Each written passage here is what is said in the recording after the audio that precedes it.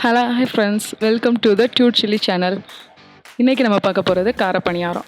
அதுக்கு தேவையான பொருட்கள் என்னென்னு ஃபஸ்ட்டு பார்த்துடலாம். ஒரு கப்பில் ஆனியன், கொஞ்சோண்டு குட்டியாக நறுக்கின கருவேப்பிலை, கொஞ்சோண்டு தேவையான அளவு எண்ணெய், தேவையான அளவு உப்பு, ஒரு கப் நிறையா ஆப்ப மாவு எடுத்து வச்சுருக்கேன். இந்த ஆப்ப மாவில் நான் ஒரு கப் நிறையா நறுக்கின வெங்காயத்தை மிக்ஸ் பண்ணுறேன். மிக்ஸ் பண்ணிவிட்டு அடுத்து 2 பச்சை மிளகாயை குட்டி குட்டியாக நறுக்கியிருக்கேன், அதையும் மிக்ஸ் பண்ணிக்கோங்க. பொடியாக நறுக்கி வச்ச கருவேப்பிலையை மிக்ஸ் பண்ணிக்கோங்க. மிக்ஸ் பண்ணிவிட்டு அதுக்கப்புறம் எண்ணெயில் லைட்டாக வறுத்த எடுத்து கடுகு உளுந்த பருப்பையும் மிக்ஸ் பண்ணிக்கோங்க.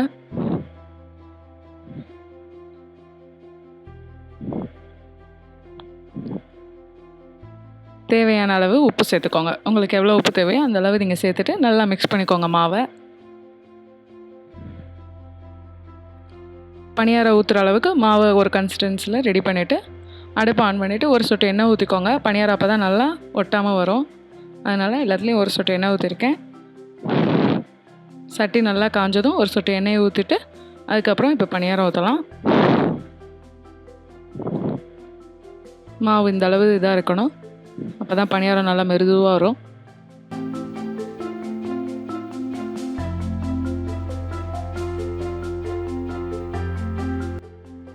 பனியாரம் ஊற்றிட்டு பனியாரத்தை மூடி வச்சுட்டேன். சிம்மில் வச்சுருக்கேன். ஒரு 2 நிமிஷம் நல்லா வேகட்டும். வெந்த உடனே மேலே மறுபடியும் ஒரு சொட்டு எண்ணெய் ஊற்றிருக்கேன். ஊற்றிட்டு அதை திருப்பி போடுறேன். திருப்பி போட்டு அந்த பக்கமும் வேக வைங்க. நல்லா 2 நிமிஷத்தில் வெந்துடும்.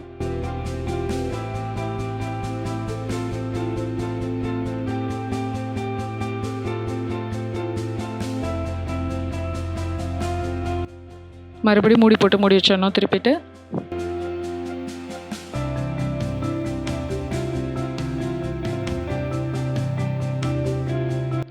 2 மினிட்ஸில் 2 சைடுமே நல்லா குக் ஆயிரும். சுட சுட கார பணியாரம் ரெடி ஆயிரும்.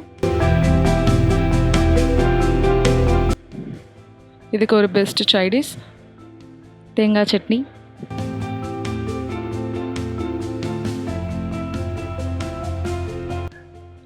உங்களுக்கு பிடிச்சிருக்கும்னு நினைக்கிறேன் இந்த கார பணியாரம். நீங்களும் கண்டிப்பாக ட்ரை பண்ணுங்கள்.